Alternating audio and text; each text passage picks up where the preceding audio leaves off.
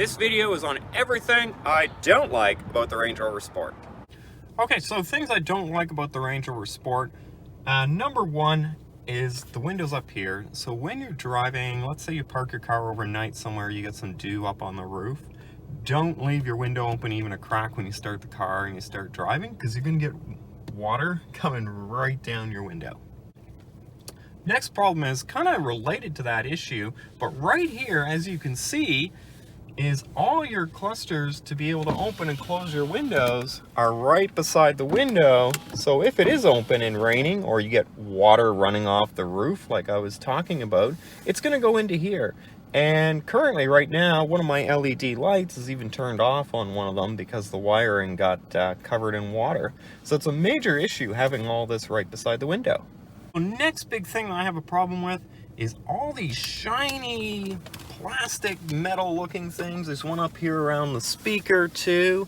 When the sun hits it, it's going to cause a huge glare up into your eyes. It gets very annoying, and as you can see by the amount of plastic metal, it gets very annoying on a nice summer day because you're getting a glare out of everything. Now, as you can see, we have a huge sunroof up here, and we're just closing it now.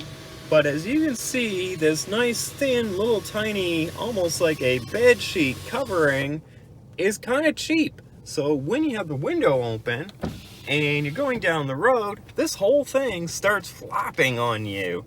It gets pretty annoying. Second issue that I have with it, as you can see, it still lets light through. It's not really covering the whole thing. If I lived in a much hotter climate, I probably would be pretty ticked off with it. And I also don't think it's stopping any of the UV rays. Alright, so another thing, this is a pretty expensive car. I think they start around $73,000, $78,000 US, about $100,000 Canadian. But in this car, there's plastic everywhere. All this crap is plastic. Why are you putting plastic there? My 2006 Range Rover had nice, beautiful wood here, and the interior felt very luxurious, where now you have plastic everywhere. All this shiny crap is this plastic.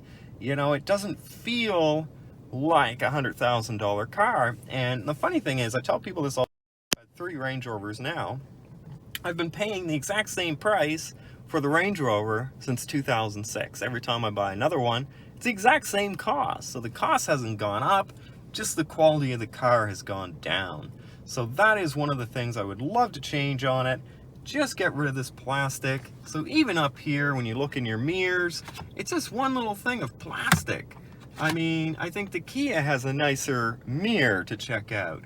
Another problem with this thing is I find when I'm driving, it gets loose and half opens turning on your LEDs, which is just annoying if you have OCD. So I think they should have made it a little bit nicer on the interior, use some more expensive materials. This is the GPS cluster. Now it is all touchscreen, but it is significantly delayed, which gets absolutely annoying, especially when you have your MP3 player plugged in or your iPod. When you're starting to change for the music, it's delayed. So you press the change button and then it's like pause until then your song comes on. So when we live in an age where it's instantaneous gratification, we really don't like waiting even a slight moment. Another problem we have with this is even, you can see there the delay after pressing the button. Turn your heated seats on, but the screen just stays until you find you got to hit the little red button to actually cancel it, which gets a little bit annoying when you're driving down the freeway and you just wanted your heated seat on. Another problem I have with the Range Rover is the GPS. The GPS unit is absolute garbage. If you actually need to use this thing, good luck. Entering a destination is annoying as anything. Trying to look up an address, like I said, you have to enter in all this stuff, and it gets annoying as can be. You pretty much need to pull over to do anything on this screen.